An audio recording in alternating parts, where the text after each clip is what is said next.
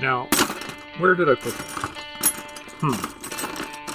Ah, here it is. Welcome to the Toolbox, where we discuss the tools we utilize every day. Yours to use or toss. It's up to you. But I hope you enjoy. Hey everybody, welcome back to Tools for the Toolbox. I am Chance Burles, as you know, and I am very excited to bring back this will be my second return guest out of all the people so far, Mr. Seb Lavoie. Thank you for coming back, my brother. Hey, thanks for having me, man. Absolutely my pleasure. So we were talking about, we were off smoking cigars and having some great food at the cigar lounge, No, and we started talking about context and why that's actually necessary, what it actually is, all these things, and so on and so forth. And I was been thinking about it for the last couple of days. And what I realized is that context actually plays a lot of different roles for different areas. So it's hard to really kind of mold that down into one succinct little thing. But I've come up with this philosophy lately that I'm really enjoying, and it's grace, not slack. So you have to be able to give yourself the grace to fail and learn, but not the slack to quit. So in anything, any learning new skills, um, in relationships, in anything you want to develop, right? You have to be able to fail and figure something out, and then advance farther on later on. But to quit is the end result, right? Nothing happens. And I started thinking about that in terms of context as well, is because we've created a system that um, it promotes busyness, right? So everyone's so busy, we don't take the time to develop context in situations. So that'll be my first request of you, I guess. How do we step away from that busyness to develop context? yeah, it's a really interesting question, and again, it's very situationally dependent, right? Because if you look at it from a somebody that's in the pursuit of excellence, for example, and you are wanting to go somewhere, and be at the top of the heap in whatever field of endeavor you're in. Well, the balance between hard work and doing just enough to have the right balance is going to be really hard to achieve. So essentially what it comes down to is managing your own expectations. Mm, If you are to have a solid balance, and there is ways to achieve balance, and to mitigate some of the risk associated with the pursuit of excellence, but you kind of agree that if I'm going to for the top spot on whatever it is that I'm trying to do, it's going to be really, really difficult to have that balance. You're going to have to be driven. You're going to have to be goal oriented. You're going to have to be pushing hard and doing all the things that everybody else isn't doing. As the saying says, you're on the last mile of a run. Generally, you're by yourself, right? mhm. Like it's one of those things that if you are to really seek excellence in any field, you're going to have to really work hard. And if you work really, really hard, it becomes more difficult to have that, associated balance. And so, and so for me, it's all about initially the determination of where it is that I'm wanting to go, and what is required of me to do that, and is the cost or is the juice worth the squeeze, so to speak. Mhm. And so when I do performance coaching, or when I have chats with people, and they're asking, like, look, how do I get to a certain level? We have that conversation first. What are you willing to sacrifice in the Mhm. pursuit of excellence in any field, right? So that would be my first piece.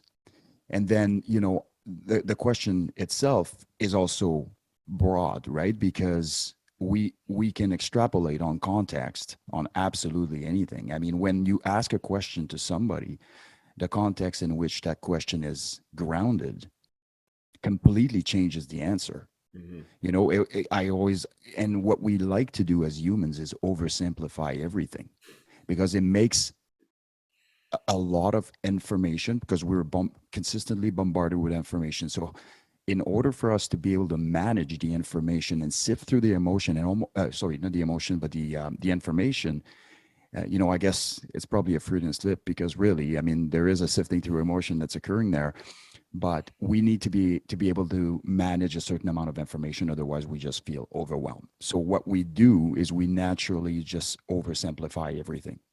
If I say to you, hey, what is your favorite song? Well, it depends. Yeah. Like in heavy metal, in gangster rap, in classical music, in Mongolian death metal. I don't care, but what is so you're gonna have to narrow it down, and then you're gonna have to narrow it down on what are the emotions that I'm feeling at the time and what it is that I'm actually doing. Am I working out or am I driving or so anyways, I digress, but so if there is something that I'm missing here that you kind of want me to dial in on, I'm just go ahead and kind of take the scalpel and really outline it, because we can go we can go around for a while. We can go in the weeds for this for sure. And I like what you were saying there, though, that it's not only situational dependent, but mood dependent, historically dependent too. Because I mean, 20 years ago, if you were to ask somebody what their favorite song was, they'd be like, "Oh, it's this." But because over the last 20 years, we've been exposed to so much more that, like, so for instance, when I grew up as a kid, I got exposed to all kinds of music, right? My mom was a hippie, so we listened to a lot of like 60s style, kind of early rock, light rock kind of stuff. My stepdad liked everything. So we were listening to everything from classical music to, jazz and blues and all kinds of things like that. And then by the time I was 18, I was listening to techno and metal and like across the board. And then since then, my tastes have like off into the weeds. But it's really based on what experiences you've had throughout your life. If you've only ever listened to country music through your whole life, well, you're probably going to like country music or you're going to hate country music, one or the other. But you'll have no idea what Mongolian throat singing is, right? So it, again, very much dependent. My question really was is that I think we allow ourselves to fill space. So I had this conversation with my wife the other day, and she has a hard time when focusing on anything when there's lots of noise going on around her, especially sharp noises, which, I mean, everybody has a challenge with that too. I can't say everybody, lots of people. But she also has a hard time concentrating on any one thing, like physical work, when there's music playing, because she's trying to focus on what she's doing. Whereas I don't actually process the work step by step by step as I'm doing it. So I fill space with music. So when I'm, working on renos or I'm cutting wood or whatever, I just have music in my headphones and I'm jazzed along and I'm working. So I've been able to fill that space rather than understand the context behind it up until the last couple of years, where I'm starting to realize that those moments are important that you don't want to fill with space. So it's how do you try to access the moment more, I guess, instead of the constant, because I mean, we all do it to ourselves, right? We're like, oh, I got to get this done. I got to get this done. I got to get this done. I'm going to go from here to here to here to here. And then blah, blah, blah, blah, and your brain just takes it. How do you bring that back down into a point where you can actually look at a situation and develop the context needed to address it? Sure. Sean Taylor did a great job of speaking about mindfulness last time he was there. And mindfulness is extremely applicable to this and what you were talking about and where you're referring to. But here's a little piece of information that was quite the revelation to me a couple months ago, reading a book. And it essentially spoke to human beings having the ability to speak 185 words a minute, roughly, and for the brain's ability to process 570. Okay. So now what happens is essentially the brain starts making things up because it has to fill the space, because Yeah. there is all this available space that's there for the taking as somebody is speaking, for example. So for me, and I have never been formally sort of diagnosed with ADHD, but I can tell you that I've been accused of it lots when I was younger, right? And it is a constant struggle. So, in the time that it took you to explain the question to me, my brain tried to run away on me 8 times and I had to bring it back, Hmm. right? And so it was like, come right back here, come right back here, come right back here every single time, right? So there isn't a time. So make a correlation with firearms training, for example. So imagine you're at 25 meters and you know that at 25 meters, if you don't let the shot surprise you, the rounds are going to go everywhere. Hmm. Okay. So every single one of those rounds, the process, like if we're not focused on the outcome, okay, whether I fail or pass my qualification or whether I put the rounds where I want them to go.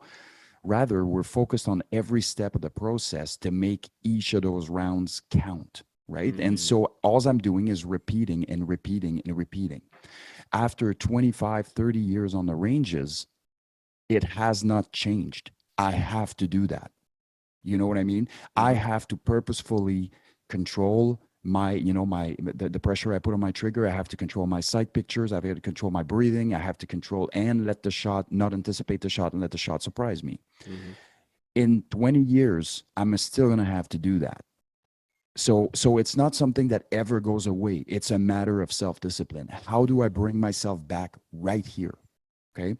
When it comes to sometimes distractions and people that have the ability to do certain things when things are around or whatever, it may be that sometimes it's way too difficult for them to learn that strategy, right? It's just it has to be done incrementally. It's just like anything else. Everybody wants to be black and white. It's like, well, Hmm. okay, how about this? How about when I do some work, I'm going to start playing a little bit of music, say 45 minutes during or 10 minutes, I don't care. And it'll be very low, but just enough to be a little noise in the back. And I'm going to try to be mindful and bring my focus back to what it is that I'm currently doing. Hmm. And once I get comfortable with this, let's try for 15 minutes and 20 minutes and 45 minutes. And let's add some words because maybe she just loves music. And then next thing you know, she hears a song and starts singing along or whatever the case may be.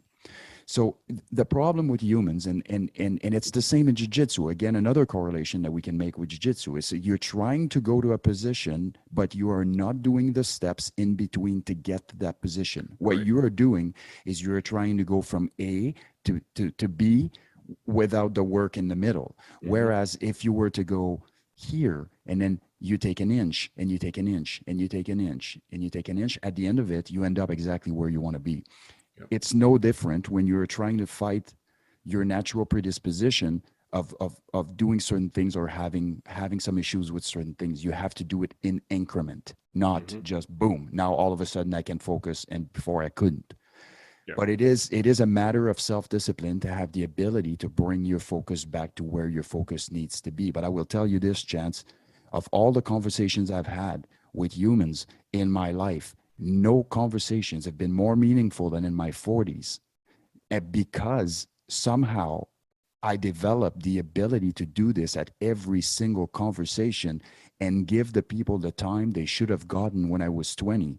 Like the Hmm. the time and the focus and the attention and the validation and and for them to understand they're valued and that their input is, and whatever the case may be.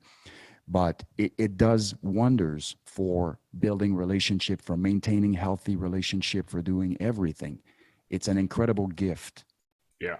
Yeah. And it's one of those, because I mean, I had a similar thing in the last couple of years, especially getting more involved into this realm of um, development, self development. I was having this conversation with my massage therapist actually right before it came here. Was the fact that I think that what we've done over the last 40, 50 years is we've created a society that is driven by success, an ideal of success, right? We learn it in school that there is one right answer. you can't help anybody else. You have to just drive till you have the right answer. You get the check mark. You can move on to the next stage. To business, where the way to succeed is to make a lot of money, not to have a good company, not to have a good product, not to have a good whatever. You make a lot of money. There's the one right answer again. And what we've discovered now, we have an entire generation of people, our age, that are going, but wait a second, there's like a million answers, and there's like teamwork is efficient and effective, and I don't understand why everyone's so standoffish. But we also do it in how we lay out our cities, how we lay out our houses. And I've noticed this in the last little while, since I'm trying to sell mine and buy, upgrade to a yard and all these things, is that what we're buying, what we're using money for, is to gain space. We've taken a whole bunch of people and brought them all really close in a pursuit of some sort to get more money. And now that we have money, we're like, well, wait a second, I don't really want to live right next to this person. I would like some space. And I think that's what, context really is, but it's for our mind, right? It gives us room to stop and think, rather than having to make point decisions that say this way or this way. It's, well, there's lots of pathways, and I could take that way, and I could go that way, and we could go here, and maybe this guy can help me. Oh, he's on the same path. Cool. We'll walk along together. And, I believe it's exceptionally important to be able to stop and look for context, to actually look for it, because it'll pass you by, right? It's super easy to just let it keep flying past. What do you think is, I guess it's kind of the same, what I was talking about earlier was, why do you think it's so important that we as a society, or we as a generation, bring context to what we do? Why do you think that is an important step for us? Yeah, I mean, again, it's it's a very interesting conversation. Let's back it up just a tad, and then we'll kind of slide into it like organically. But as we were before, say single-mindedly, or this is the right answer, and this is, again, we're speaking to the concept of oversimplification for managing the information, right? Yeah. And the danger, the risk of addressing life the other way around is to essentially get nothing, because there is something like Hicks' law that says that if you have too many options, you will stall, right? And so it's a very fine line between understanding that we have a tendency to oversimplify everything in the pursuit of whatever it is that we are doing, starting from shaving and selecting coffee to the more important decisions. And it's also critically important to understand that there is such thing as having too many options and too many things in your head, which now leads to nowhere. Yeah. So it's managing that dichotomy and really find the middle path and the middle ground that allow you to even go a little bit deeper than skimming the surface. So now you're already ahead of the game, because you've actually considered options or considered things. And what I like to do with myself, again, in the spirit of mindfulness or anything like that, is every time I have some sort of dilemma in life, I will generally think to myself, am I inside the box? Have I taken one single step outside? And no pun intended with your tool for the toolbox, but here's a good tool for the toolbox. Have I taken a step out of that box? If I've taken a step out of the box, have I left one of my feet in it? Because that's generally what happens, right? So this is a metaphor for life. But what I like to do is to look at the propensity that I have to try to problem solve a dilemma while within the box, understanding that I'm standing square in the box, and then go, okay, I'm going to take a step outside the box and leave a foot in and look from a different angle. And then I'm going to do the same on all angles of that box. And then I'm going to take a complete step out of it and really look at it from a third party's perspective. Which one of those offers me what it is that I'm after at the moment? You know, because sometimes it is a fact that being inside the box is actually the better option. There's no questioning that. Yep. But you won't know unless you understand, you know, the decision making process as you are working your way through your whatever your dilemmas are. So I would say that's an extremely effective way to control context, right? That's a great line. Am I in the box? That is a great question, because I think it starts there, right? I mean, when you're talking about trauma as well, am I in the box? Is this reaction that I'm having normal? For me, is it normal inside my box? Oh, okay. Do I want it to be different? Sure. Okay. Well, take a step out, look at it from the outside, go, oh, wait a second. This doesn't look very good. So this whole thing with my wife started the other day was that I was playing my guitar and she was trying to set up her new computer, and I was just strumming away and I wasn't really thinking anything of it, and I was just having a little time to practice. And she closed her computer, she put it off the side and kind of walked off all, and I'm like, oh crap, am I disturbing you? I didn't realize I was disturbing you. And she's like, I just can't take it, and walked off. And I was like, and it made me upset. And I was like, wait a second. Why am I upset? What is it? And then I was like, well, I'm upset because I'm confused because I don't understand the reaction from what she did. And then so I was sitting there and I was like, I guess I looked really upset because I was trying to figure this whole problem out, and I was talking to myself in circles. And then she walked in and it was just like, are you mad at me? Are you going to be mad at me all day because I did that? And I'm like, no, not mad. Trying to figure out the problem. But I could have very easily just been upset, right? Not communicated anything, not developed the situation in any way. I could have just been upset. And that's the easy thing, right? I'm in my box. I'm upset. This didn't go my way. Meh. Or I can step out and go, wait a second. Wait a second. And I think this is, when we were talking about this over cigars and that really good linguine, I think it was it linguine? Man, that was good food. Anyway, was it seafood or something? Butter chicken linguine. Yeah. Oh, that was good. We were talking about context in policing, and that the citizen needs to have an understanding of why police are doing something. Like if you're getting pulled over, there's usually a reason for it. But on the same token, it is also the officer who needs to give context, because a lot of times people, they don't know why. So it lends to the question is, whose responsibility is it to either gain context or give context in, say, a policing fashion?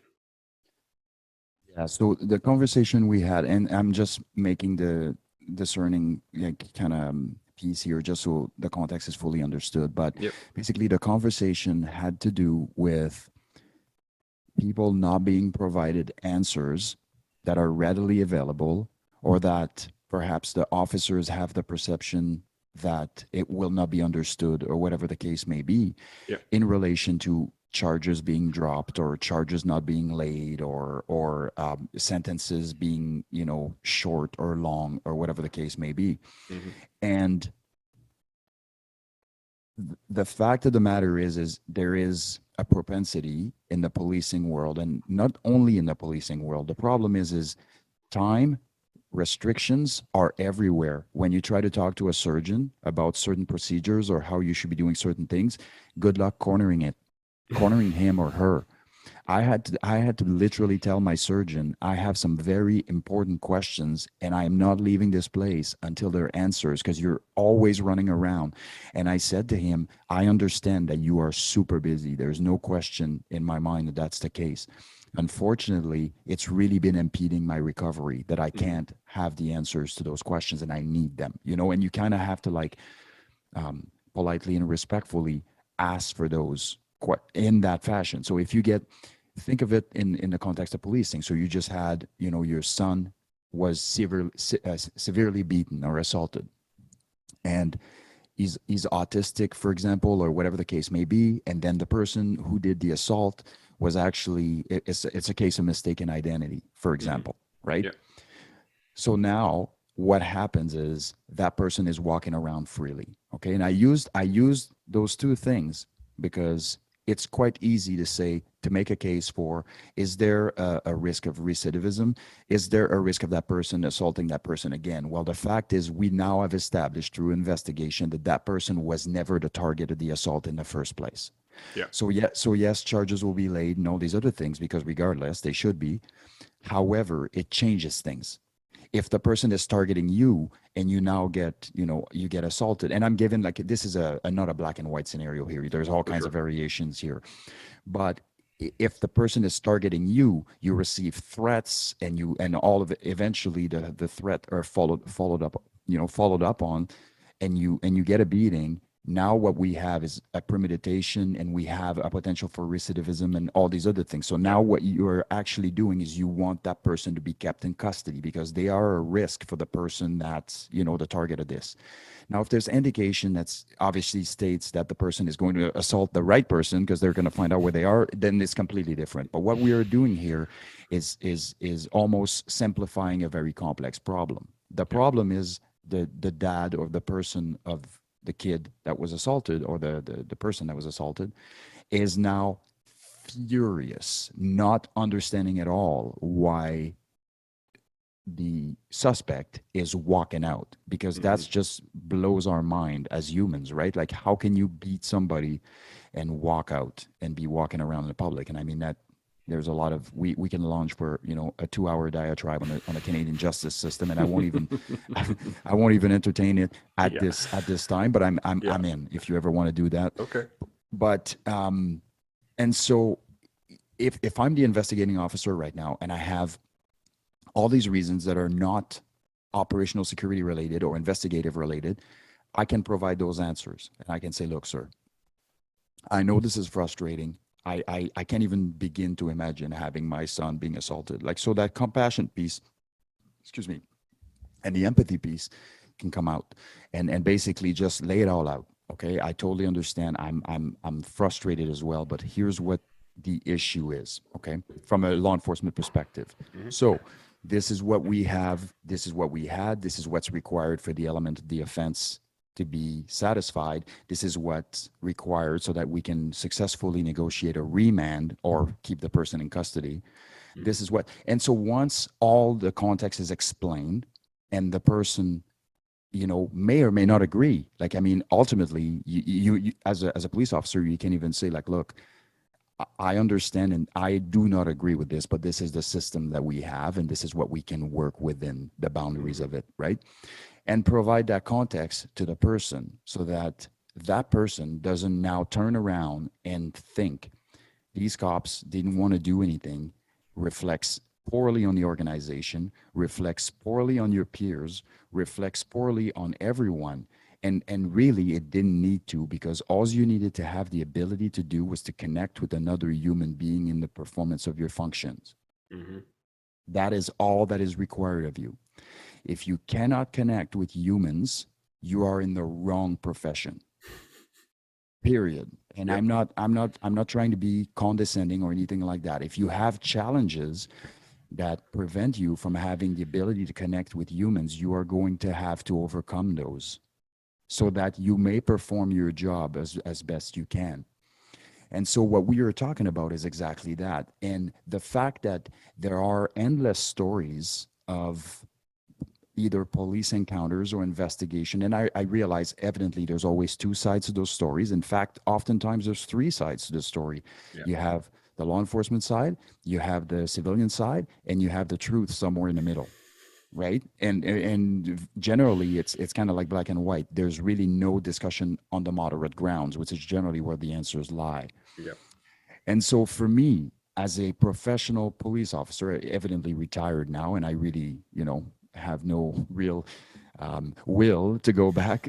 I would say that the amount of time that we somehow talk ourselves out of not providing that context, or talk ourselves out of having meaningful conversations with respect to the emotions that are felt by the people that essentially feel wrong by the system or the police or whatever the case may be, could alleviate so much problems for the law enforcement slash civilian relationship, to Mhm. organizations, to police officers, as individuals, to, and inversely, it has the ability to create such a strong sense or of trust and confidence if it's done properly.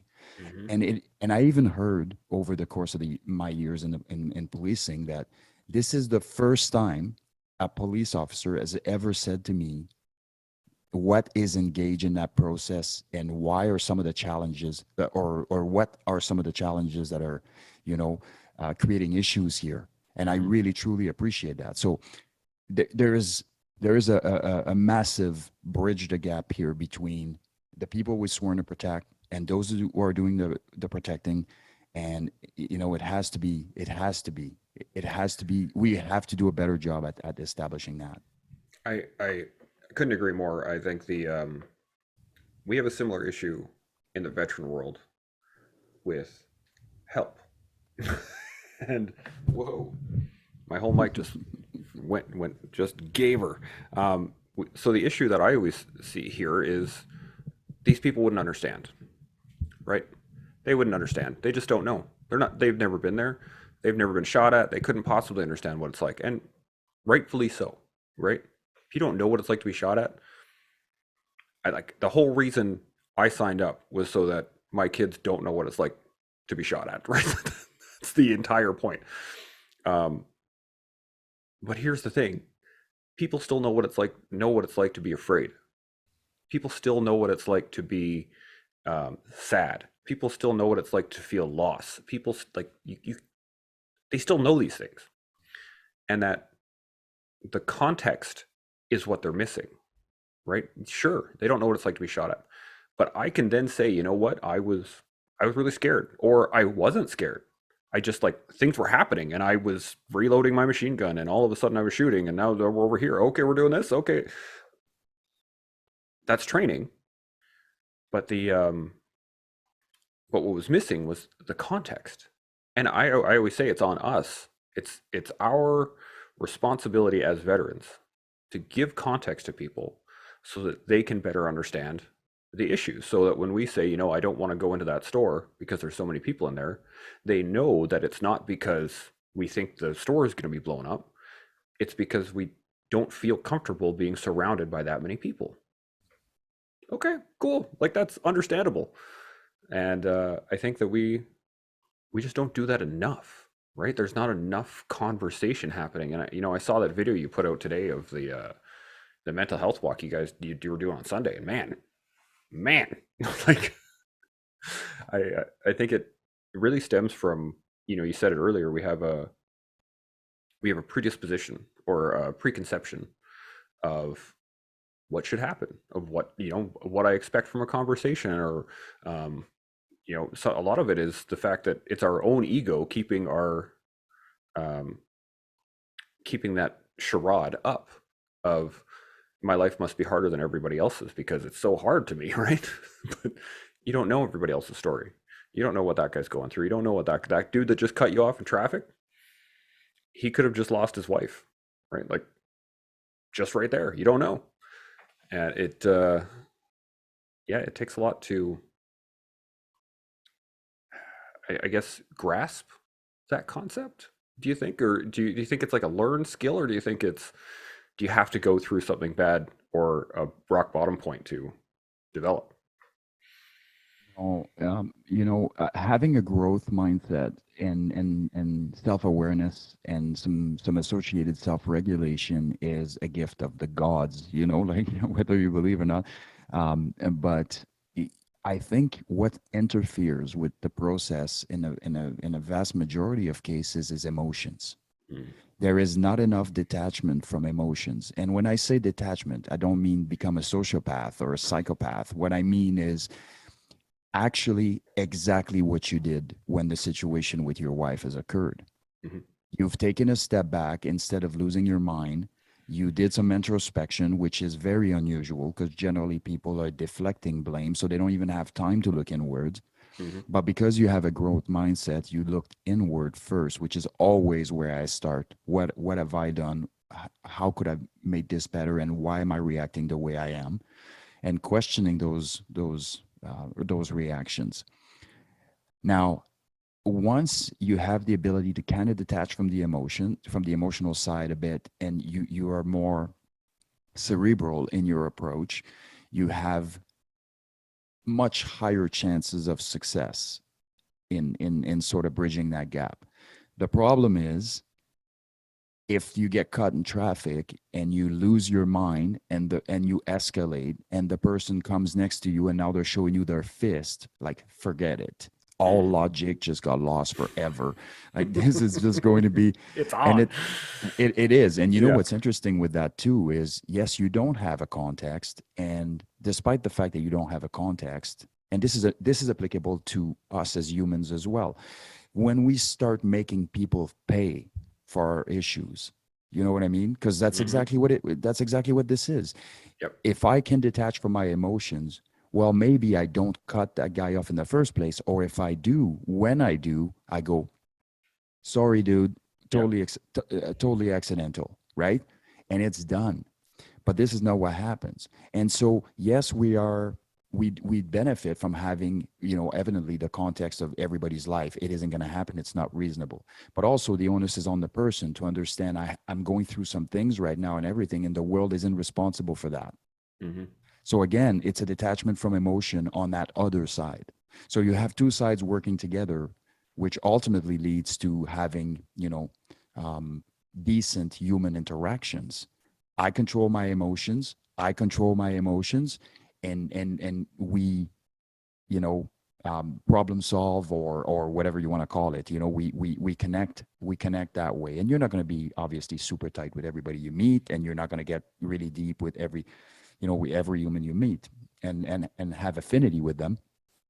But at the end of the day, humans are 90% emotions, Yeah. 90% emotions, 10% rational thoughts. Just think about how freaking dangerous that is. You know what I mean? Like, might as well be walking around with unpinned grenades, Yeah. like, Yeah. because really, if you look at how emotional humans can get, and we see it in wars of religions, we see it, in ethnocentrism, and we see it in genocides, and we see it in murders, and we see it in all the ugly things that we subject other humans to over time. Suffice to say that our emotions can get the best of us to the point where we are completely lost, Yeah. and the world is paying for that. And so it works both ways, Mhm. and that's a critical piece. It's a great point. The fact that we have like I've been studying Stoicism for the last little while, and I really like it. But when I first started studying it, it was more I had the understanding that it was a lack of emotions. Like you just don't allow your emotions forward. And that's not the key. The key is to understand that you have emotions and recognize when they happen and then control them. And so you're absolutely right that there's a fine balance there. You have to be able to recognize, oh yeah, I'm getting angry. That guy cut me off in traffic. This dude, whatever. Okay, cool. I'm angry. Yep, right on. And you just keep driving. Like you can recognize it and not allow that to take over.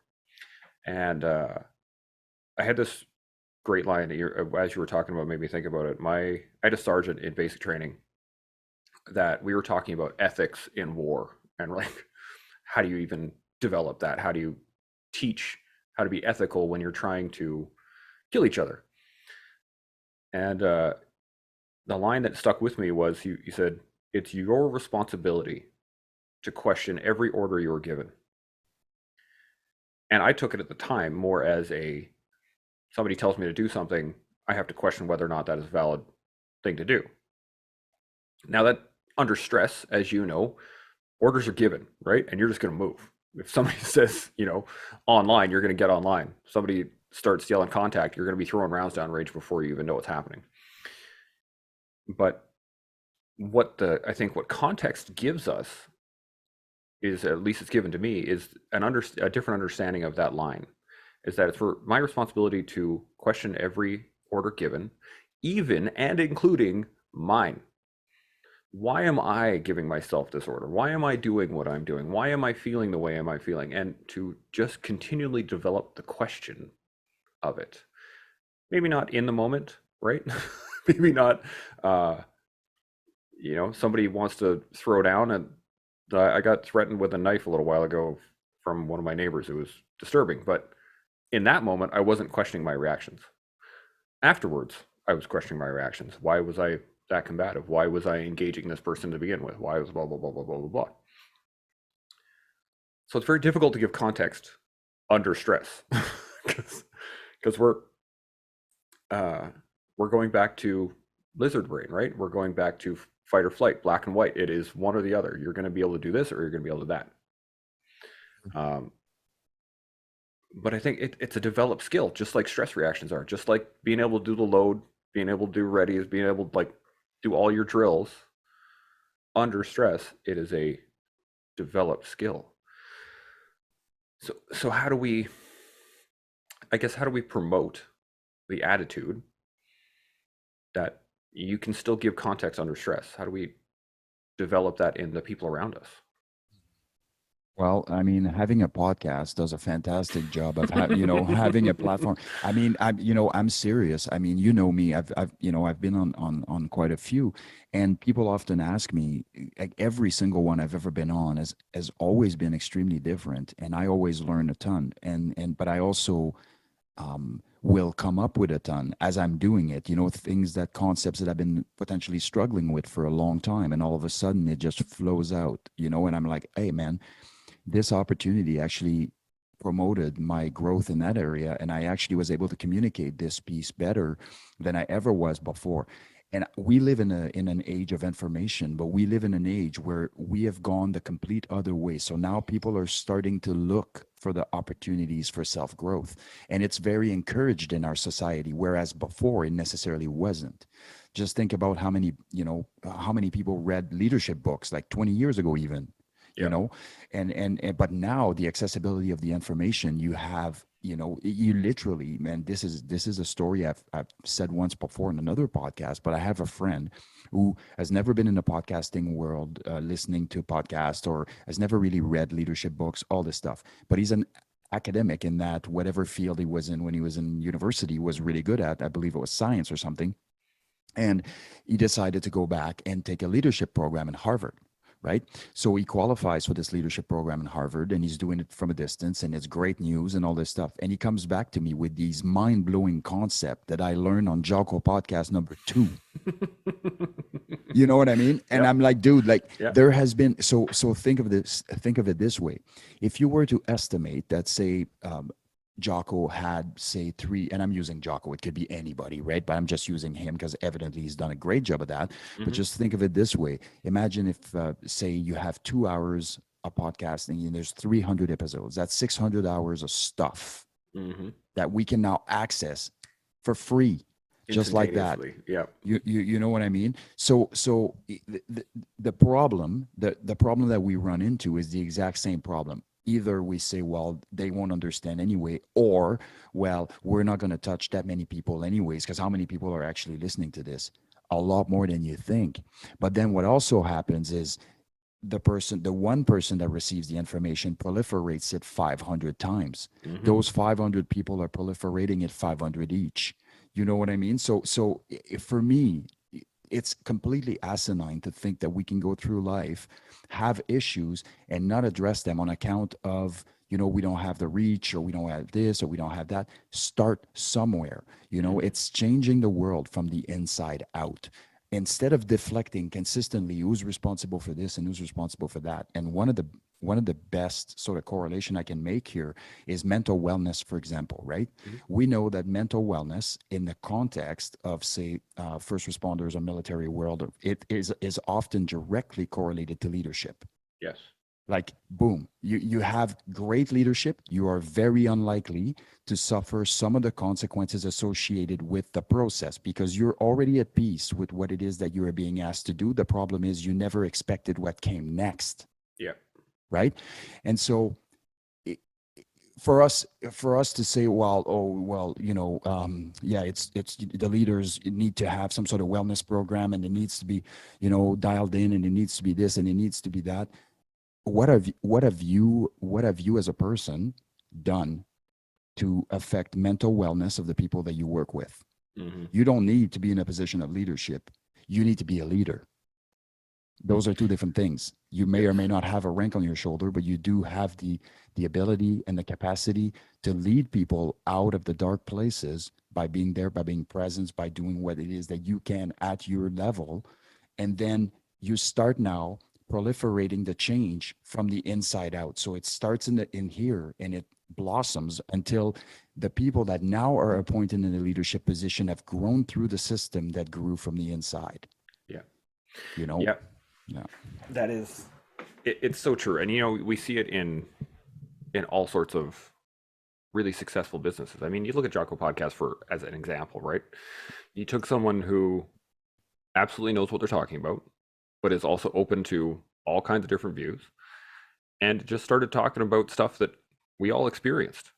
And I mean, yeah, he started with a very military um, core group, and that expanded to military families, and that expanded to other families, and that expanded to other people, and that expanded to other people. And now you have, suburban soccer mom who just decided that she's going to wake up at 4:30 in the morning every day, and that's just going to be the way it is. Like, so it can proliferate very easily, and it actually does. The whole concept of word of mouth is, I mean, it's been around forever. We just changed the communication style and the technique and what medium we were using and whatever, right? That's why when radio first started getting used, it exploded because people were like, "Holy crap! You can just listen to somebody up like from down the road." It was awesome, and now we can. I had a conversation with a guy. I've talked to people on the podcast from Australia, just like this. I've talked to people in the UK, just like this, all over the US, Canada, you name it, right? And I always say we have the benefit of a communication network that spans the globe, and uh, what it's doing is giving people context, right? You all of a sudden have a back briefing on why, and that is so key. People have been having these same problems for years. Nobody knew why until someone goes, "Oh, this is why," and then somebody else goes, "Holy shit, I didn't know that," and it proliferates from there, right? Um, One of the things that I like, so when I got put in the incel when I got back from overseas, and I was sitting there at intelligence, and I had, I was a corporal, I was a junior corporal who now had to brief the CO, the RSM, all the majors, like the entire command suite, and I have no idea what I'm doing. I have no int courses whatsoever. I just got hooked up to a computer, and I'm like, I'm here to pass on information, right? And what I learned through briefing people constantly was that they didn't want statistics. They didn't want numbers. They didn't want pictures that said this person is here and this person is here and this person is here. What they wanted was an understanding of the situation. What they wanted was context. And how do you give them context? Well, you brief them on the situation, not the exact locales of where this one unit is here and then they move to here. Okay, great. Why did they move there? Oh, I don't know that. I'll find out for you, sir, right? And then I slowly started figuring it out that that's what they wanted. And I think, in life, that's what everybody wants. They just want a better understanding of the situations that they're in. Sure. And Going go ahead. macro to micro, Yeah, 100%. yeah. And I think it starts. It's a community thing because, when I first started getting involved in veteran advocacy, right, I looked down on myself right? Initially, because I was like, oh, I was just a master corporal. I was only in for 8 years. I only did one tour of Afghanistan, right? I was always downplaying everything that I did because I didn't believe that that gave me the gravitas to talk about this stuff. And I was sitting there waiting for this Paragon tier 1 dude from JTF who's going to come down the hill and be like, all right, boys, follow me. This is the way, right? And I slowly realized, I'm like, shit, no one's coming. Like, there's literally no one coming. And most of the guys that came down from the hill were so fucked up. They didn't want to get involved. They didn't want to jump into this. And the pool was toxic. And like, they just didn't want to get involved.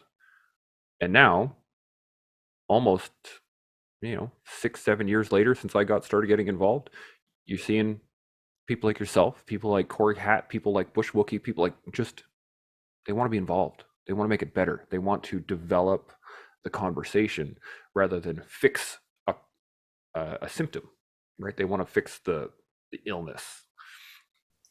What do you think? Where do you think we go from here? Where do you think what's the next steps? What's the next stages? Where do we go? Yeah, man. It's, I've been contemplating this a lot. I have. I can't say that I came up with a satisfying answer, but I will say this. Look at how mental wellness was treated, say, 10 years ago, and look how far we have come.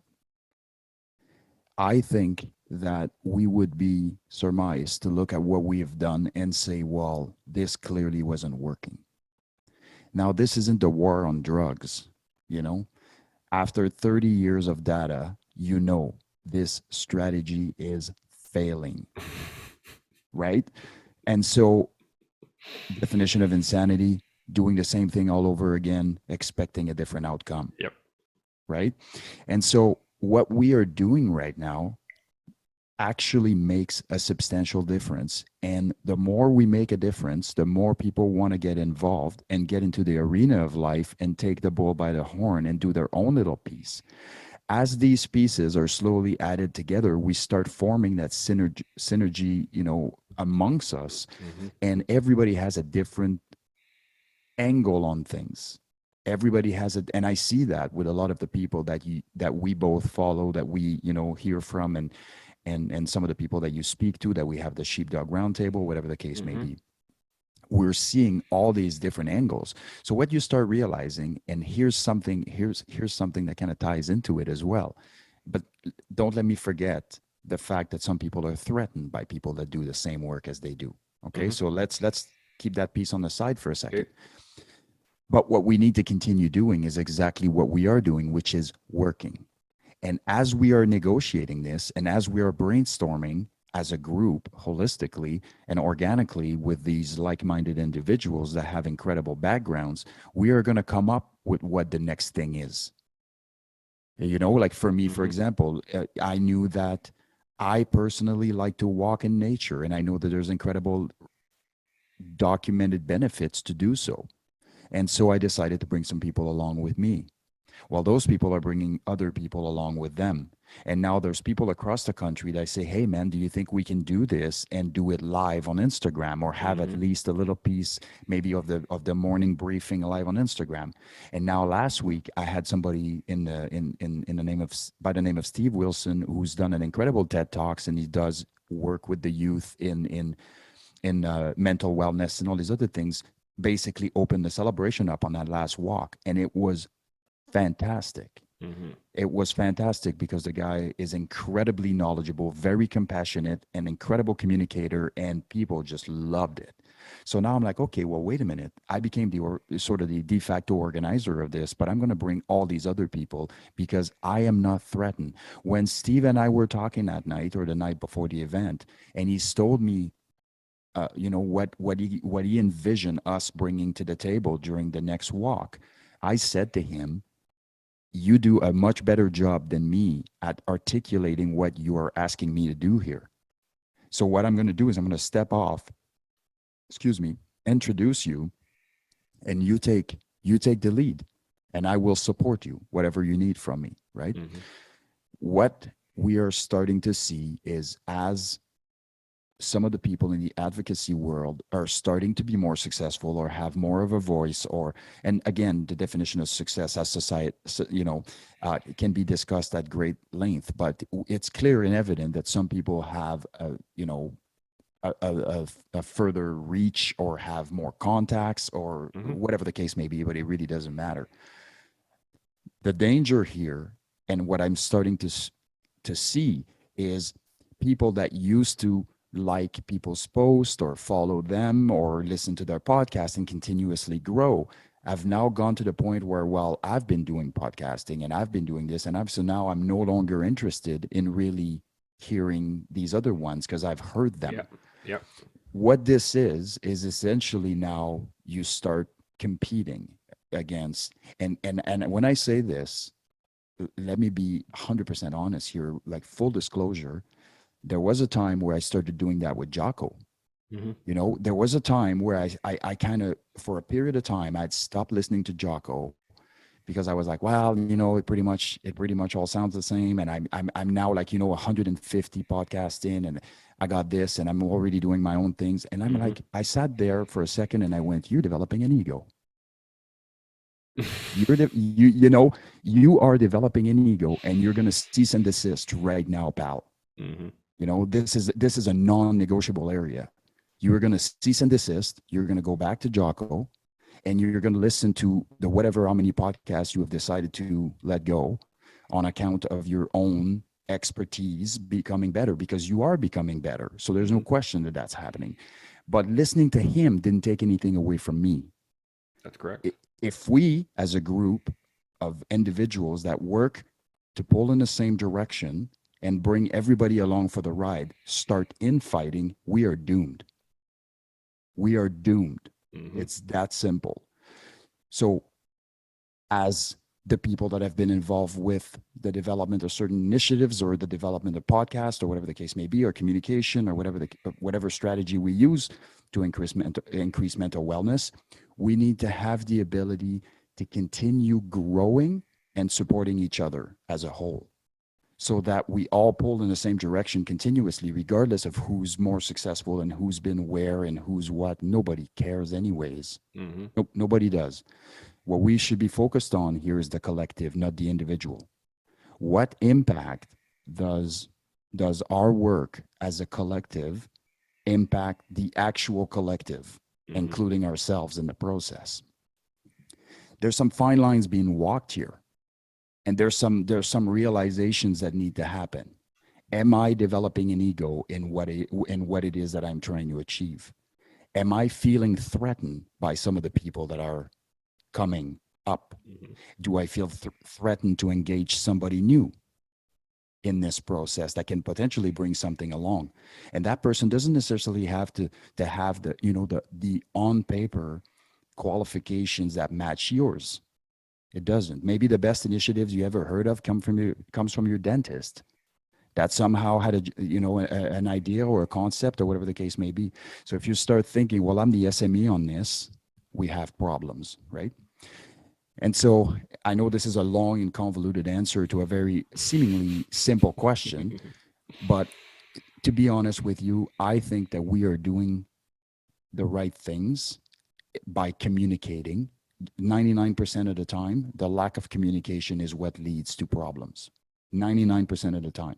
So if we have these various platforms that are intertwined, and we reach this crowd and that crowd and this crowd and this other crowd by bringing the people that have the ability to go and attract a different demographic, Hmm. we now start bringing people together, people of different mindsets and people of different, and so we are fighting what's actually occurring right now, which is a natural polarization. And I say natural, I mean, it's not natural. Evidently there's something going on here where we're going like this. Yeah.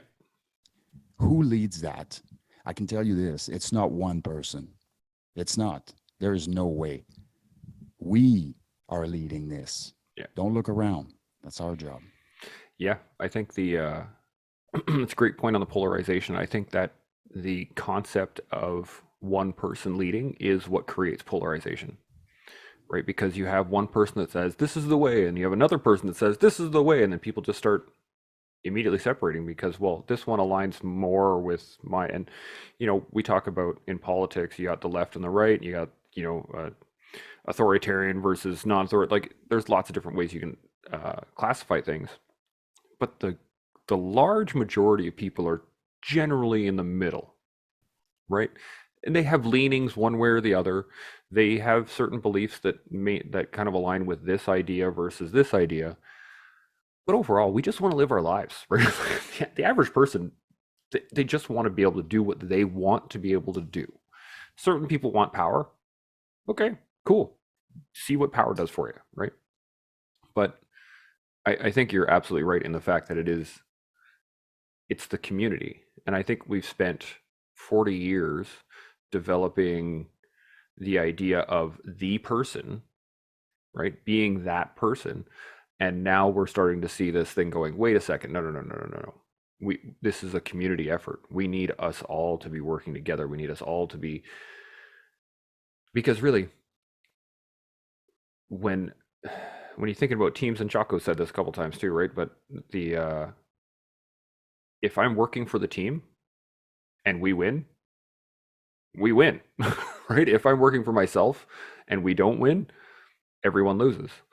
So it doesn't make much sense to me personally to try to get one over on somebody else or do better than somebody else. But I mean, I still struggle with it. I do. I see other podcasts that are more successful, have higher view counts or whatever, right?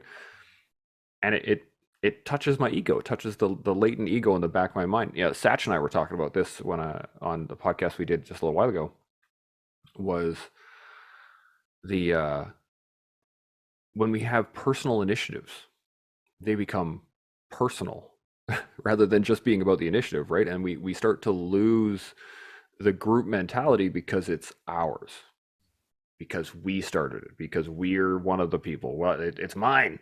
It becomes this latent ego driven grasp on whatever the idea is, versus understanding that the idea is effective regardless who's running it. And as you said with the walk, you have somebody that has a certain skill set or a better understanding or a different understanding or some sort of thing that can bring to the table that'll make everyone better. Fuck yeah, come on out.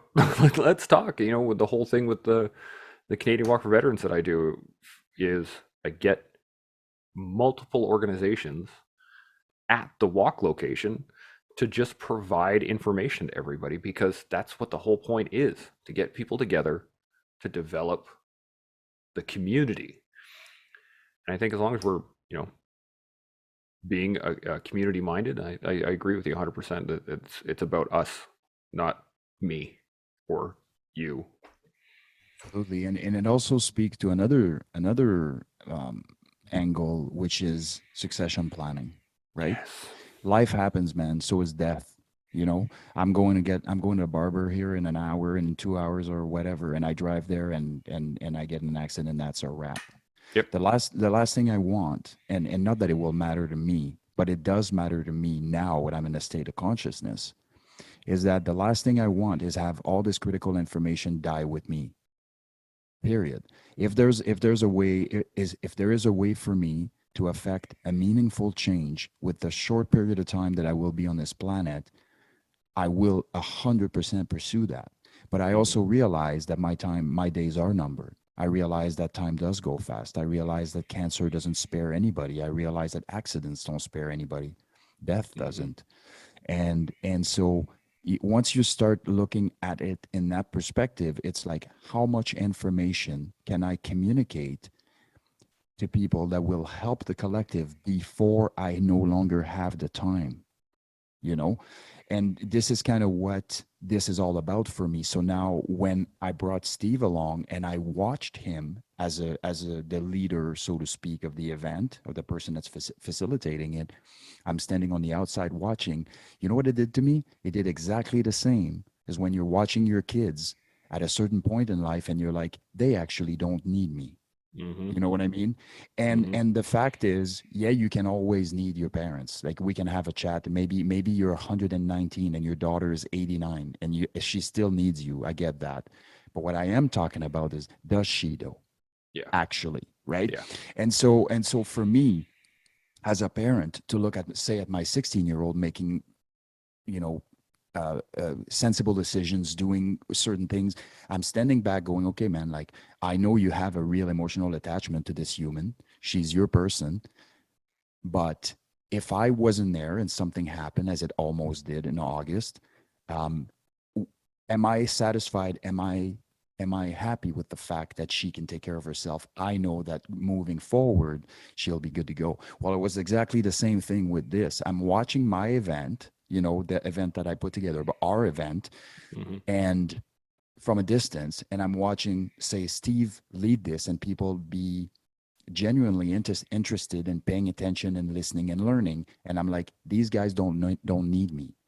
Yeah. If I'm on a business trip overseas, or if something happens, this initiatives can continue. And then start thinking about extrapolating, an extrapolation of this. If you bring Mark and Julie and Frank and this other person that has a PhD in psychology and this other person that has, the corporate side of the same stress manifestations, or, and so Mm-hmm. you are looking at it from the collective standpoint, that work is never going anywhere. Now, one of the things that I sort of always struggled with is people trying to establish a legacy. The fact of the matter is if we don't care who takes the credit, we can accomplish incredible things. Yeah. And if you want to speak about legacy, I mean, I'm certain that there's certain things I spoke about today here with you, or that we spoke about, that come from Marcus Aurelius, that come from this other dude. And I'd use Marcus Aurelius, but he's a known figure. How Yeah. about, this other guy that was also at the same time that nobody heard of, but Marcus Aurelius had actually had a conversation with him, in the freaking in a Coliseum one night, and that person affected what Marcus eventually would end up saying. And Mm-hmm. now we are continuing to learn and grow on some of the things that occurred before. The only reason why that guy, the unknown, would be worried about legacy is if he wants us to know that the information that Marcus Aurelius provided us came from him. Mm-hmm. Nobody cares. Your job is your job, and my job and our job is to put goodness in this world, Mm-hmm. to try to fight evil with goodness, to bring light in this world, to bring human connection, connectivity, to bring, synergy, to bring passion in this world.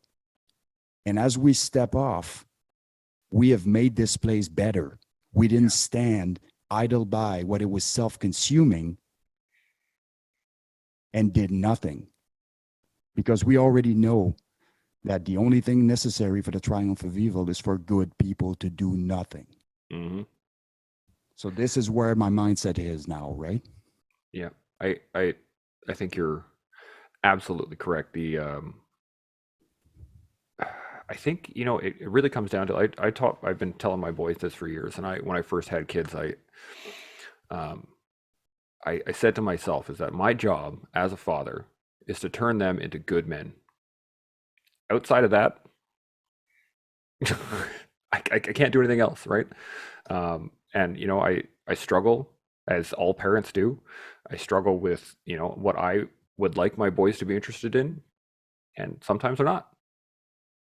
I can't do anything about that, right? I could shove it down their throat, but then they're going to resent it. They're going to resent me. They're going to resent, well, like it. That's where you create problems.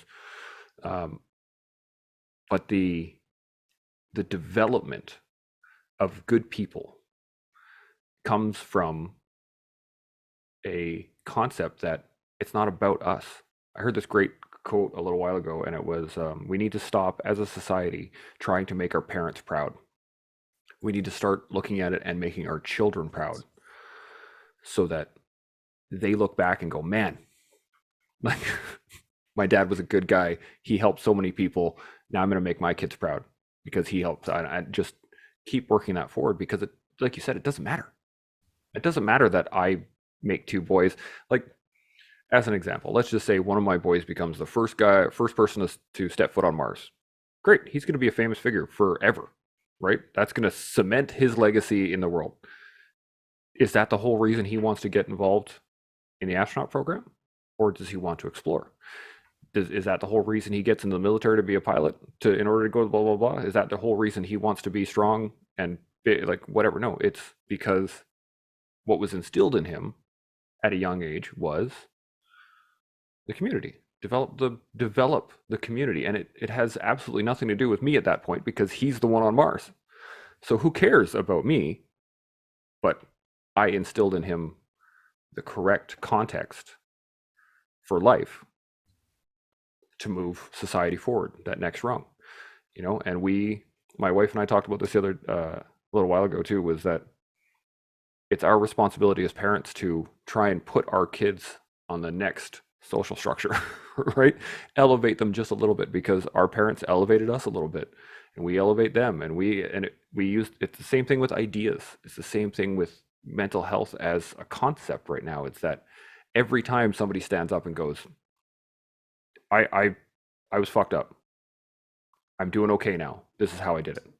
Every time somebody does that, somebody else will hear it, and that'll set people on the next road, and that'll set people on the next thing, and that'll set people on the next it's a great concept that we have the power. We really do. And we just have to exercise that power slowly over time with try to remove the preconceptions, right? I think that's the hardest part, is getting rid of those preconceptions. As individuals, sorry to interrupt there, but no, go for it. As individuals that are going to get involved in things and initiatives the way we are, that self-deprecation and that feeling of being an imposter or not having the required qualifications, and again, it's everybody goes through those. Everybody is one point or another in their life will think they're on to me. They will soon find out that I don't know what the hell I'm talking about, or that I don't know what the hell I'm doing, right? And so those are normal fears and insecurities that humans have. And I would say that unless you're the complete opposite side of the spectrum, which generally means that you are overinflating your importance in the world, that you're overinflating your abilities, because humans have a tendency to do that as well. We're on the two sides of the spectrum. We're generally in excess on either sides. A moderate plan now better than the perfect plan later. Yeah, maybe you're not exactly the person that you need to be at the moment to be leading the initiative. The problem is nobody else is doing it. So I have no problem following. I will follow anybody who knows what they're doing and that I have confidence in. Yeah. No problem. But if you don't lead, I will.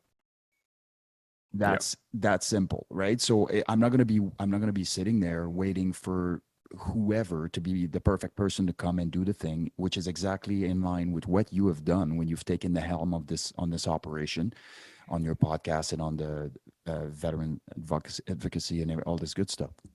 Had you not done that, where would we be 7 years later? You wouldn't be no better than you were then, but nor would be the collective. Yeah. It's like there is no perfect plan. Start doing something. Yeah. It's funny that you mentioned this. I actually just had this realization a little while ago in the concept of self-doubt and the concept of, the imposter syndrome, and, sitting there thinking to yourself, I don't know what I'm, they might see that I don't know what I'm doing. You don't. Great. Cool. I have no idea what I'm doing. Awesome. Mm-hmm. Learn. Mm-hmm. Get better. I've done the same thing with my podcast, is that every episode I try to make is a little bit better than the last one, and I try to have a better conversation. I try to develop a little skill here and there, blah, blah, blah. But if you go back to my first episode to this one, it's a different show. It's a different me. I have different skill sets. I have different abilities, and I'm still looking at it going, I don't know what I'm doing. Okay. I'm just going to keep doing it until... And there's this great line. Do you remember Starship Troopers, the really bad movie from the 90s? Fortunately, I do. There's a line in there that always stuck with me, and it was one of the guys in the platoon gets killed, and the lieutenant talks to Rico and he's like, I need a new corporal. You're it until you die or I find someone better. And I love that line because that's it. That's all it is. You're there.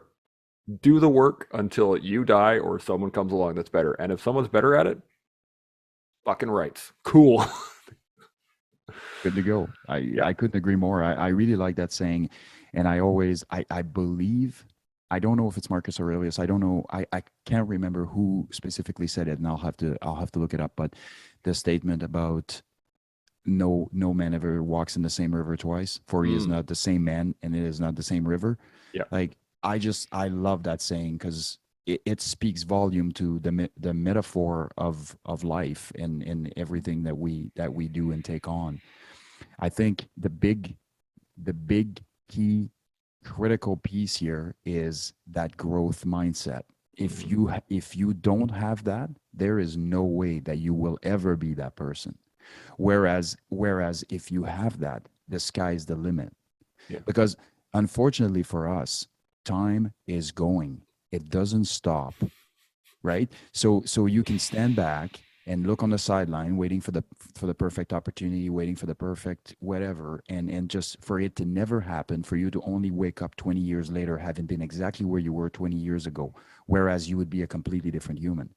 And I like to make correlations with the martial arts world again, because I have lots of friends that are pro mixed martial artists and some of them at the highest levels. Mm-hmm. And I had, the opportunity to watch Jeremy Kennedy, who was a UFC fighter and he's now fighting in Bellator.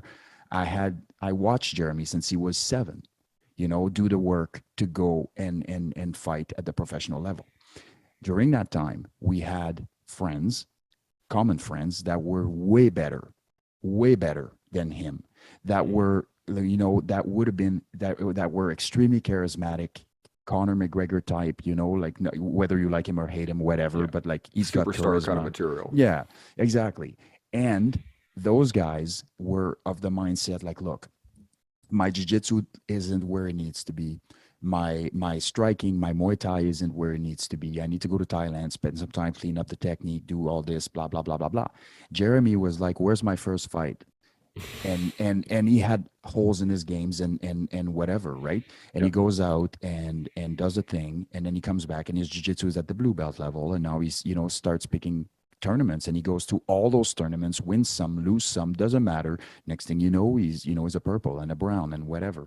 And so the difference between him accessing the top tier of the fighting world was him stepping out when he knew he wasn't ready, whereas everybody else was waiting to be ready. Guess what? None of those guys made it anywhere. Yeah. None of them did. Yeah. And again, they're don't get me wrong here. They're fantastic human beings. They have families. They have good jobs. Some of them make a lot of money, whatever. But what was the passion in the first place? Their passion was in the mixed martial art world, and they wanted to make a difference in that world. And they wanted to be pro fighters, and they wanted to, have the life that's associated with that. But they didn't, because they self-sabotage on account of, I'm not ready for this. I'm not ready for this. I'm not ready for this. I got to be this. And so it was a very clear delineation between who gets the stuff done and who doesn't. The person that steps off, Yeah, I say this all the time is, just begin. Mhm. You'll gain context as you work. Mhm. You will figure it out as things happen. And if you remove that concept of failure, what I said earlier was, grace, not slack. Mhm. If you have the grace to understand that you're going to lose, it's going to happen. Like, no question. There is always someone out there that's better than you. And at some point, you are going to lose. Okay, what can I learn from that? Well, you can learn how to lose. My wife and I've been toying with the idea of studying sociology and philosophy and a little bit like psychology and stuff, of actually going to school for it. And I had this story. A friend of mine was going to be an engineer. He wanted to be an engineer. That was what he wanted to do. Cool. Did all the schooling, started work on it. But he was telling me a story of how he went into a philosophy course. He wrote a paper. He handed it to the instructor. The instructor marked it, and it was like he failed. Bang, right off the bat. But it wasn't a grammatical thing. It wasn't a paper. The writing of the paper was fine. the way he told the story was that it was his views didn't align with the instructor's views, so he got failed. After talking with my wife about this, because she works in the University of Alberta library, she sees people like this all the time. She sees the professors in those areas all the time, is that they do that on purpose. They make you fail because you have to be able to understand how to step out of your own box, as you said earlier, right? Am I in my box right now?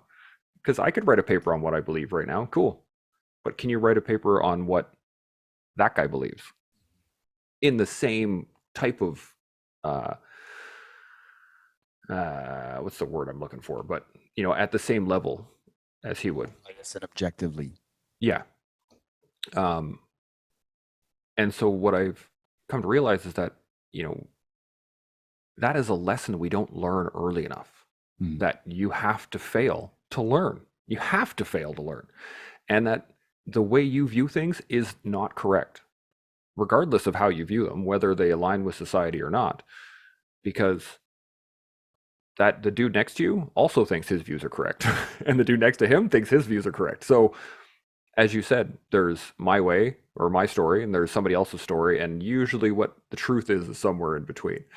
So the concept of failing and understanding that failure gives context to the situation, right? I tell this story a lot too when I'm talking to other people that are having troubles, is that when I joined the Army, I got asked very early, what do you want to be? As in, like, what trade, right? So on and so forth. Because, when you're, at least for the Canadian military, for those that don't know, we wear a cornflake. We have the tri symbol. I can't remember what it's called, but the coat of arms for the Canadian military, Canadian forces. And then you do your trade selection afterwards. But so, yeah, one of the instructors was wandering around asking people, what do you want to be? What do you want to be? What do you want to be? And he came up to me. He's like, what do you want to be? And I said, I'm going to be an engineer. And he's like, oh, you think so, eh? And I'm like, no, I know so. There was no question in my mind that I was not going to make it through the pipeline. Not a question in my mind.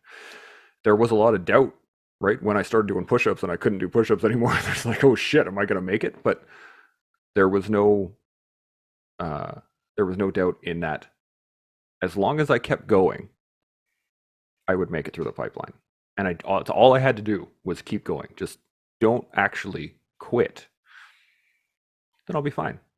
And I think it's a concept we need in society today, is that the distance does not define the journey. Take as long as you want. What's really interesting with this, Chance, is if I look at the concept of failure, and if I take, for example, anybody who's been through substantial attrition rates, low attrition rates on some of the courses that we've been through, whether it's in the tier 1, field or not, like any courses that lead to 40, 50%, 30% of people not making it, failure is perceived very differently, very differently. And nobody cares. The people that seem to care a lot about preventing the loss of face, because that's really what it is the embarrassment of failing, are people that are not exposed to fields where failure is constant. And it really, really impedes their growth. Generally, what you see is a strong correlation between people that are not used to failure and them having a really hard time being introspective. Whereas the people that have been on courses where there were high attrition rates and there was always constant failure, and maybe you went to first quality and maybe you went to second and third quality and you barely made it and all these other things, tend to be more introspective when it comes, because they know they own their failure. It's kind of like that saying where motorcycle riders are always killed by other people, when in reality, motorcycle riders are very capable of killing themselves all the time. Yep. And so it's exactly the same. It's that natural propensity to deflect blame and responsibility to other things and other people, so that you don't have to bear the weight of that failure, unless you have seen so many good people fail that you understand that there is no issue with failing, you know? And so it's a very interesting, and I suppose you could even go a step further and say this is what happens a lot on some of the soft selections, whether it's in the States or Canada, where these studs are coming in incredible physical conditions, never failed anything, always aced absolutely everything they've ever done.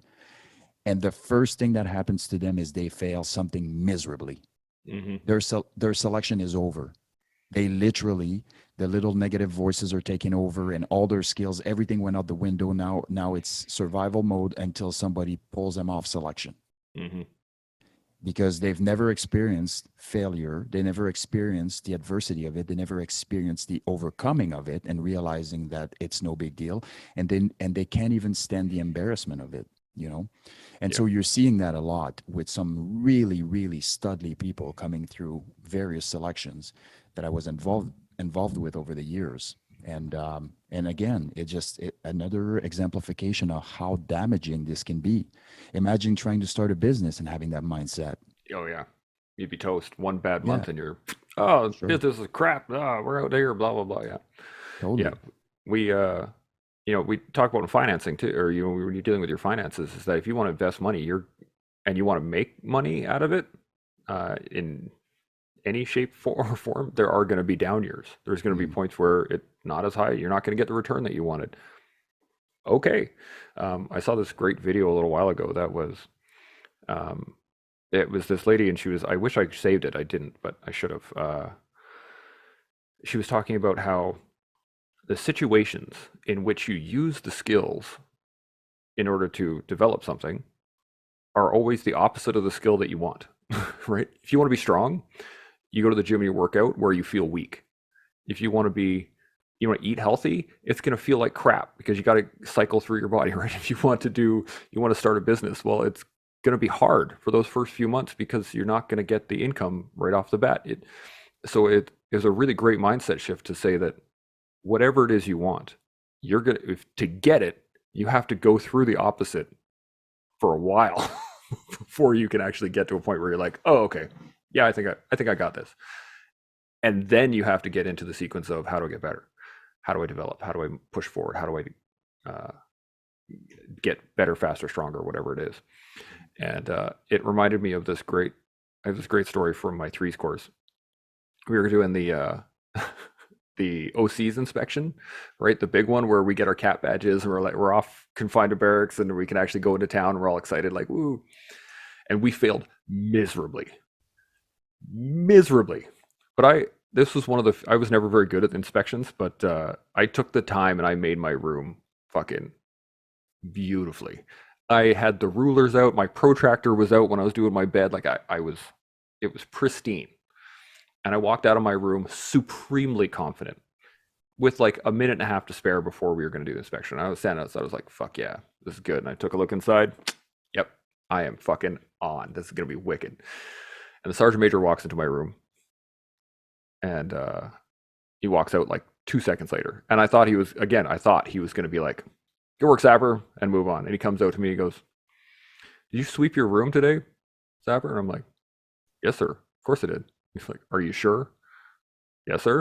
And he goes, what is that? And he points inside the room and I look inside and there's like a 6-inch green thread in the middle of the floor. Right? And I was just like, are you fucking kidding me? Like what the fuck? Like, no, fuck it. Okay. Roger that, Sergeant Major.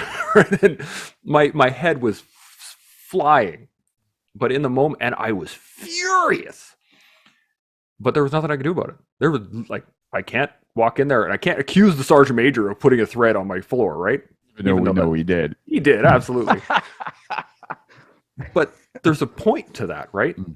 They wanted us to fail because we were not acting as a unit.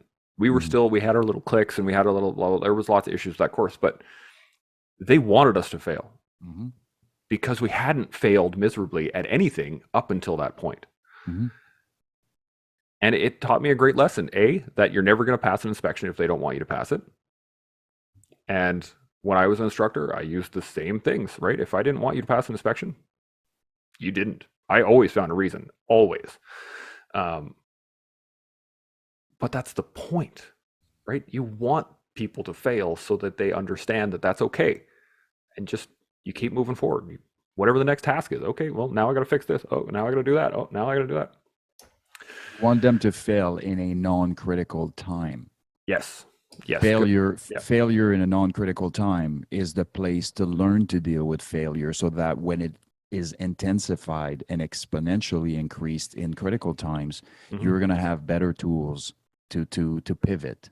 Absolutely. Yeah. I had the one and only time one of my charges didn't go off was I was in the training area. Lots of special forces like to train with our special forces guys up at the base that I was on. And they brought their own ammo. So I found a dual purpose round, a 40 millimeter dual purpose, which is not a pleasant thing that we're not supposed to have in Canada to begin with. But sure enough, that was the charge that didn't go off. So we found the dud.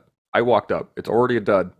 I put my charge in, set it up, walk off, pop smoke, good to go. Wait. Nothing. Fuck. The only failure I've ever had when it comes to explosives. Okay, cool. Got to walk down on it. Head back down, put another charge beside it, do it again, pop smoke, bang, went off. But I could have lost my shit, right? I could have fallen over and been like, oh shit, I need to call EOD because I don't really know what to do, or this, blah, blah, blah. No, fuck it. I know what to do. Put a charge beside it, blow the fuck up. Problem solved, right? I think it stems from the fact that I had failed multiple times up to that point. Mm-hmm. And you also have to have the right environment to be able to do that, because you do that with a charge inside a building training and you just doubled your well, there's some other math you got to do at that point. Yeah. Luckily we were outside that I could just set another one down and get rid of it. But again, it's note to self for people using EFE. not always the way. Oh man. But again, I think what we wanted to talk about initially was the ability to give context. Sure. And what I think we've covered so far is that it's subjective, right? Context is subjective no matter what we do. Sure. But most of the time it comes from a preconception to begin with. Do you have any final thoughts before we take off on context or anything else we've been covering? Sure. I mean, for me, it all comes down to whose responsibility is it to obtain context, right? And so I can stand here and wait for everybody to provide it to me, but they probably won't put the same importance on it. Likely, if somebody does, all the better. But generally, if I don't take ownership of it, it just won't happen in the way that I can truly benefit from, right? So again, that detachment from the emotions, but having the ability to seek context and do so in a manner that's conducive to receiving it. So in a accusatory tone, like if you're speaking to somebody that you're trying to establish whether it's in a relationship or whether it's at work or with a coworker or whatever the case may be, basically be very, very conservative on how you approach that situation to try to obtain context, and make it that it's quite obvious that the person will gain bias by providing the said context, right? And so for me, just as you did with your wife, it's like, how do I hold off on having an emotional outburst and really seek the context? Now, if now's not the time, there's nothing wrong with going for a walk and do it later. There's nothing wrong with that, because now you're not affecting anybody negatively when you're going for a walk. Quite to the contrary, you're potentially preserving your relationship, preserving your, whatever the case may be. But don't wait for people to provide it to you. Instead, ask. Now, here's another thing that we could launch into for days. Everybody thinks that what they do is somehow more important than what the other person does. It just happens, right? Specialty units do that all the time. And we have like friendly rivalry and everything. And I'm not talking about like actually doing it just to kind of get under people's skin and having some fun with it, provided it's respectful. But what I am talking about is if I was to talk to you today about the reality of the person that say is putting gas into your car at the gas station. If you've never been a gas station attendant, you have no idea what's all entailed in there. Here's another example. Flight attendant. You know, in my days as an air marshal, I was completely unaware of how they train to handle emergency situation and how actually intricate and intense that training is, and how much stress is put on them to make the right decisions to, you know, to benefit the collective. And so, but yet, you know, what do we see? Somebody serving drinks, giving you pretzels, those types of things. So you get to think of them, or some people will have a tendency to think of them in a condescending way, perhaps, or that they're there for your comfort. You know, yes, they are there for your comfort, but they are there primarily for your safety. Yeah. But you don't get to see that until something actually happens where they can deploy and show you what it is that they regularly train for, prepare for, and do. Not having that context is really easy to relegate them into glorified waitresses, or you know what I mean? And we do that with absolutely, and I use flight attendants as an example because the demarcation between their actual face value duties and what they actually are trained to do is like galaxies apart. And for people to not even know that is completely asinine. And so you can look at it from an organizational standpoint. Is there a way that we can actually let me ask you this. Do you think that there's been issues in the planes that percolated as a result of people not understanding what their job is?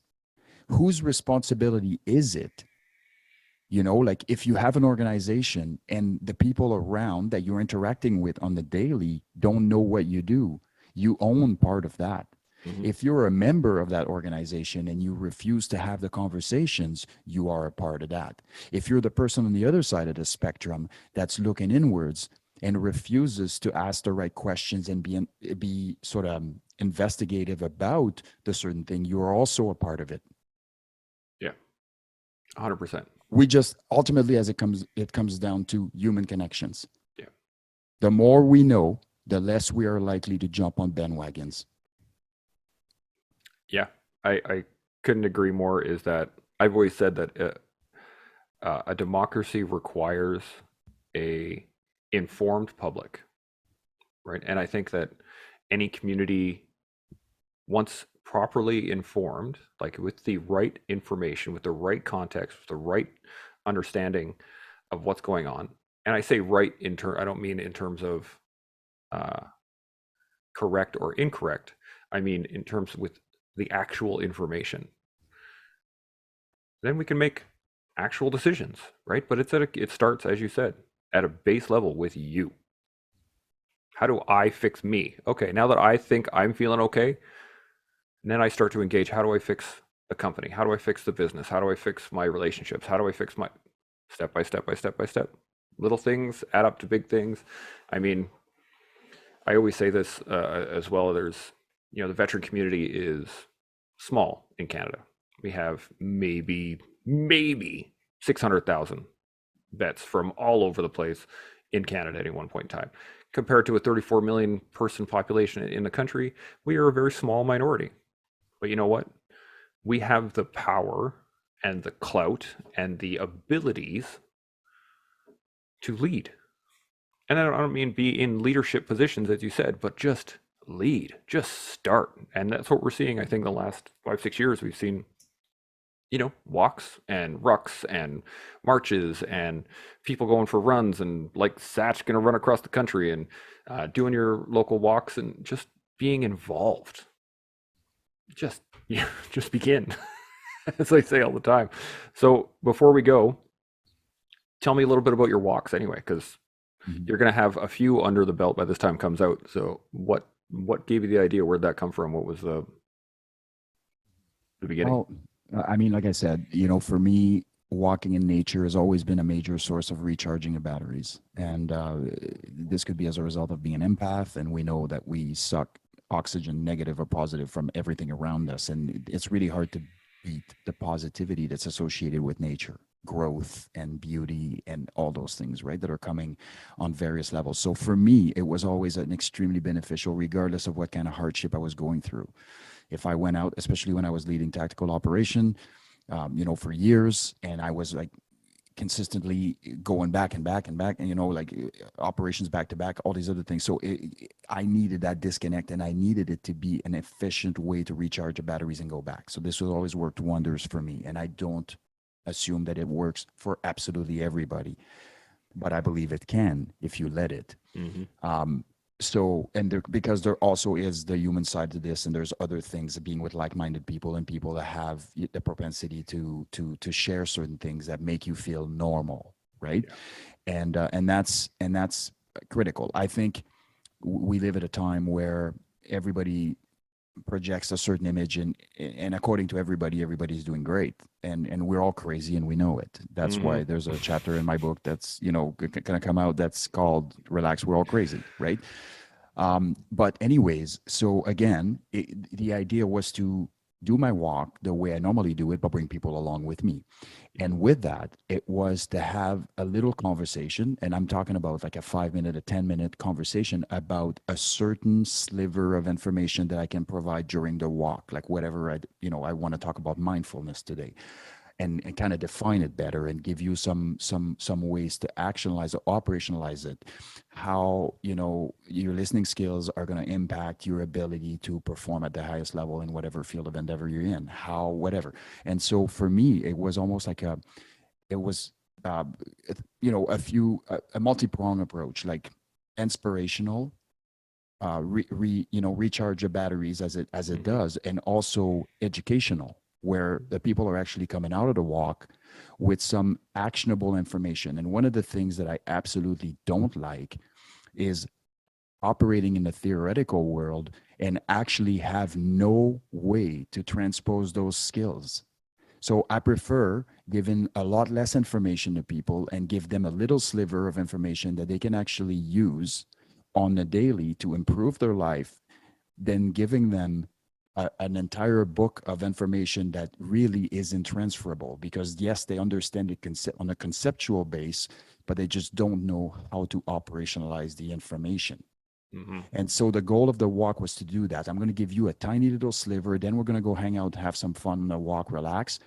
During the walk, there's generally a 5 minutes of mindfulness where we literally say nothing. It's completely quiet. And what I generally tend to tell them to do is to pick on things like what kind of bird is chirping, where are they located, like which side of the trees is the lichen growing, what and we know, those are just examples, but really actually being in the moment, and then how it correlates to having the ability to do the same as you are taking a training course, as you are listening to your spouse talking, as you are listening to your kids interacting, and it becomes that little piece of information now in the right context is actually can be operationalized in 10 different contexts. Yeah. So that seemingly innocuous piece of information has created an incredible leap forward in the ability to communicate and the ability to sustain and maintain wellness in all aspects. Yeah.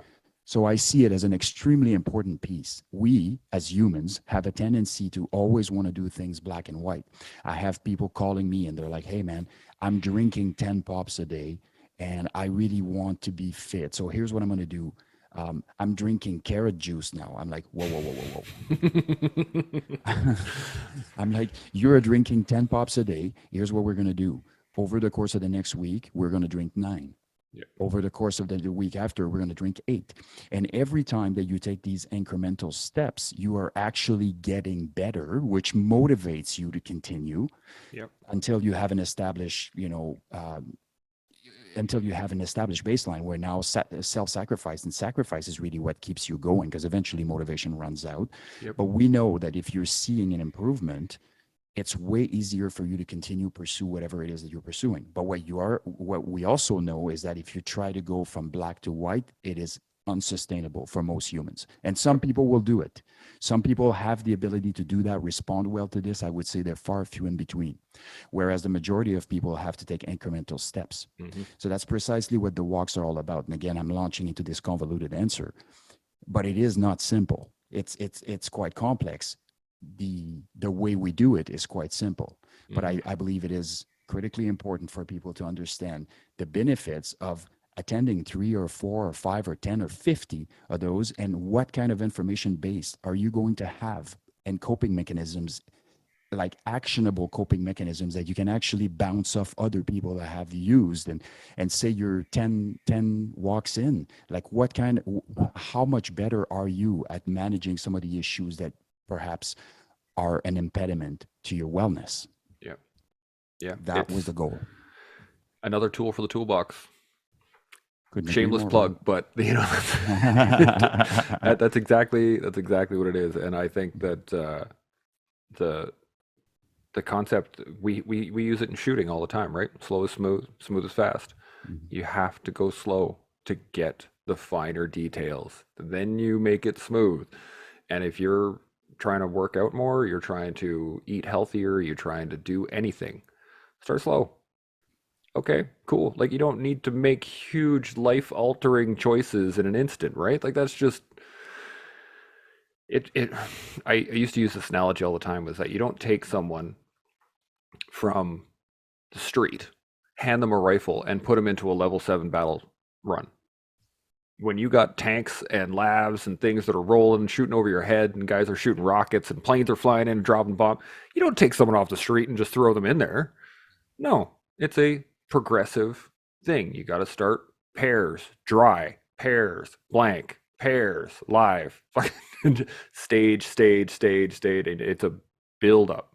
It's an inoculation. You have to be able to take a little bit at a time. And same thing as exposure therapy. It's the same thing as CBD, or not CBD, cognitive CBT, cognitive behavioral therapy, right? Therapy, yeah. Same concept is slow, little piecemeal steps at a time. Anyway, well, I could reiterate on that forever, and we'll get into another 2-hour conversation. Yeah, exactly. But I can't thank you enough, brother. It has been outstanding. This has been a great conversation. I think it desperately needed to understand context throughout everything, and I look forward to all the rest of the conversations we get to have over the next little while, because hopefully I'll be out, the plan is to be out jumping with y'all in July. I guess I can't remember which month it is. Whenever it is, we'll be there. You better figure that out before, if you're not going to commit to come, because I'm going to fly over and come get you. Okay. No, we got a good plan right now. We're gonna the family's coming with me. We're gonna drive out there and camp along the way, and it's gonna be a great time. I'm really bad with dates. I can never remember what those things are. Anyway, the same way. I can't thank you enough. This has been absolutely outstanding. If anybody wants to unfollow you or know more about you, do you have a release date for your book yet? No. Oh no. Okay. We're at least like 9 months away for sure, type deal, if not a year. But I'm looking forward to it. So I'm gonna be like one of the first guys. I want a first edition for me. Where do people find you? How do people get a hold of you? The best way to find me is through my Instagram, really. I mean, I spent so much time putting content out and receiving DMs and responding to them in the measure of the feasible. For now, I still can. It's sustainable. Maybe one day it won't be nearly as easy. Who knows? But for now, I'm having meaningful exchanges on there, so I'm good to go. My Instagram is essentially SLAV as in Victor, CCMDR. So SLAV CCMDR, Slav Cobra Commander is what it stands for, and that's my my Instagram handle. If there's any questions, I also have a Raven Strategic, which is my company. I have a Raven Strategic Instagram page. But if you really want to get a hold of me, my personal Instagram is actually better than my business Instagram, because somehow people are coming after me, not after my business, which is not surprising. And in hindsight, probably should have been the way I went in the first place. But let's not let's not throw the baby out with the bathwater here. And now you have the context to understand, right? Sure, That's what it all 100%. comes down to. All right, brother. Thanks very much. We'll talk to you later. Awesome. That concludes this episode of The Toolbox. I really appreciate y'all listening. It has been my pleasure bringing you this awesome guest. If you like what you heard, please like, share, subscribe, do all that awesome stuff. And I hope you can use some of the information that was offered. To all those putting on the line every day, first responders, military, veterans, civil servants, you guys are keeping us safe and keeping the country running. I really appreciate y'all. Hope to see you next time. Till then, stay open, stay humble, and stay focused. Shimo.